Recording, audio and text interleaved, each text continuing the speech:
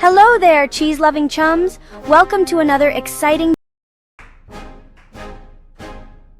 Hello there, cheese-loving chums! Welcome to another exciting journey through history.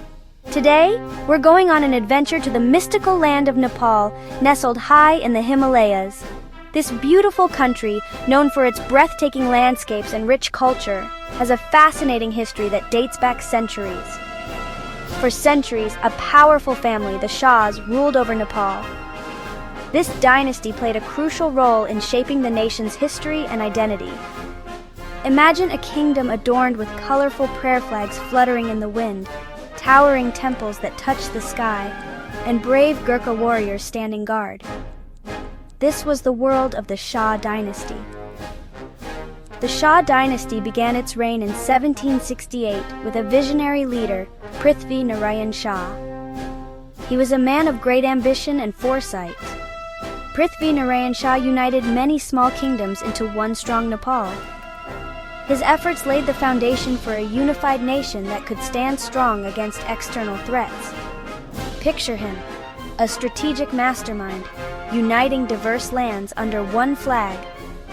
His vision and leadership were instrumental in creating a cohesive and resilient nation. The Shah kings were revered, seen as almost godlike figures. They were not just rulers, but also symbols of unity and strength for the people of Nepal. For generations, the Shah dynasty brought stability and pride to Nepal. Their reign was marked by periods of peace and prosperity, which allowed the nation to flourish. The kings built grand palaces and temples, patronized the arts, and protected their people. They were not just warriors, but also patrons of culture and tradition. Life wasn't always easy, what with the rugged terrain and all, but the people found comfort in their traditions and the presence of their king. The Shahs were seen as the guardians of their way of life.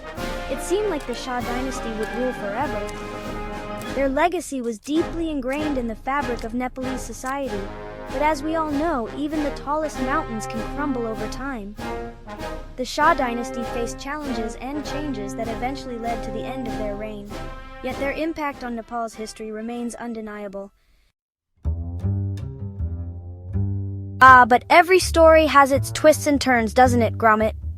Just when you think everything is perfect, life has a way of throwing in a curveball. Behind the beautiful facade of the Nepalese monarchy, trouble was brewing. The grand palaces, with their majestic architecture, hid a growing discontent among the people. Remember those grand palaces and lavish lifestyles we talked about? They were symbols of opulence and power, but they also masked a deeper issue. Well, not everyone was enjoying the same luxury. While the royals dined in splendor, many villagers lived in stark contrast, struggling to make ends meet. Many ordinary Nepalese people struggled with poverty and inequality.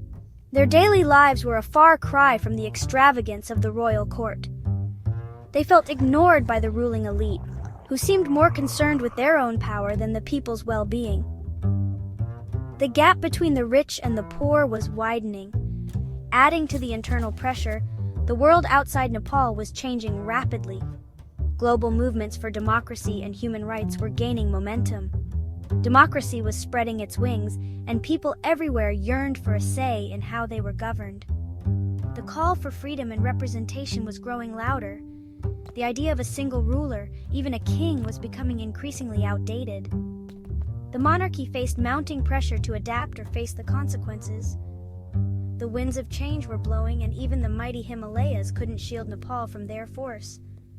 The nation stood at a crossroads, with its future hanging in the balance.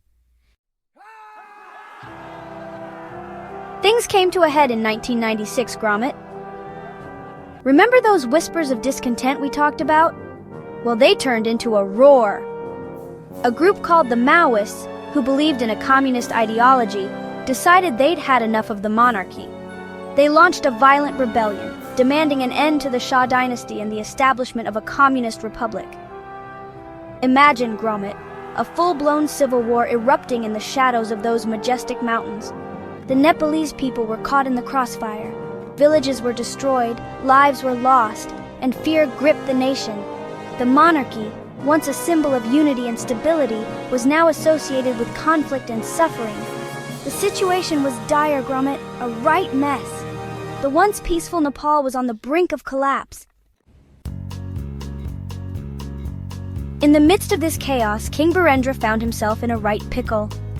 Imagine the pressure, Gromit. His own people were turning against him and the Maoists were gaining ground.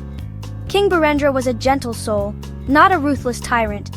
He genuinely cared for his people and wanted what was best for Nepal.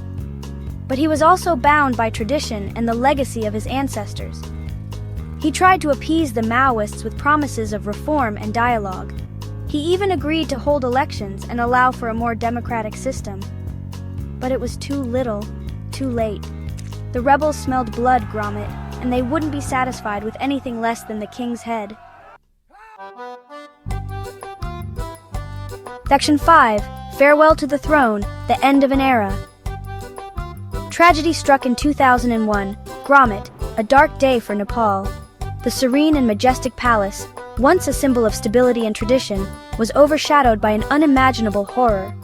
King Birendra and his entire family were brutally murdered inside their own palace. The royal bloodline, which had ruled for centuries, was abruptly and violently severed. The nation was in shock. The streets were filled with mourners, their faces etched with grief and disbelief. The air was thick with sorrow and unanswered questions. It was a massacre that sent shockwaves throughout the world. News outlets across the globe reported on the tragedy, and the international community watched in stunned silence. The details surrounding the Royal Massacre are still shrouded in mystery and controversy. Whispers of betrayal and hidden agendas filled the air, casting a long shadow over the royal legacy. Some say it was a desperate act by a disgruntled prince, driven by personal vendettas and a thirst for power, while others whisper of conspiracies and cover-ups. Theories abound, each more intricate and sinister than the last, but the truth remains elusive. Whatever the truth, one thing was certain. The Shah dynasty, already teetering on the edge, had been dealt a fatal blow. The once mighty monarchy was now a fragile remnant of its former glory. With the king gone and the country in turmoil, the monarchy's fate was sealed. The empty throne stood as a stark reminder of the void left behind, and the people of Nepal faced an uncertain future. In 2008, after centuries of rule, the Nepalese monarchy was officially abolished. The royal crown was set down for the last time, and the flag of the monarchy was lowered, marking the end of an era and the beginning of a new chapter for Nepal. Section 6. Picking up the pieces, Nepal after the monarchy. The end of the Shah dynasty marked a new chapter for Nepal, Gromit. It wasn't all sunshine and rainbows, mind you. The country was still reeling from the civil war and the loss of its king. But amidst the uncertainty, there was also a glimmer of hope. For the first time in their history, the Nepalese people had the power to choose their own leaders. They drafted a new constitution, held democratic elections, and began the long and arduous task of rebuilding their nation. It was a messy and imperfect process, but it was a step in the right direction. Section 7. Echoes of the Past. Lessons from Nepal. The story of Nepal's monarchy, Gromit, is a cautionary tale, full of valuable lessons. It teaches us that even the most powerful institutions can crumble if they fail to adapt to the changing times. It reminds us that true power lies with the people, and that governments must be accountable to those they govern. And it highlights the importance of dialogue, compromise, and peaceful resolution in the face of conflict. Section 8. Crowns around the world. Are monarchies outdated? Now you might be wondering, Gromit, what about other monarchies around the world? Are they all destined to meet the same fate as Nepal's? Well, it's not that simple, old chap. While it's true that the concept of a monarchy might seem a bit old-fashioned in today's world, many monarchies have survived by adapting to modern times. They've embraced constitutional roles, where the monarch serves as a symbolic head of state while elected officials handle the day-to-day business of governing.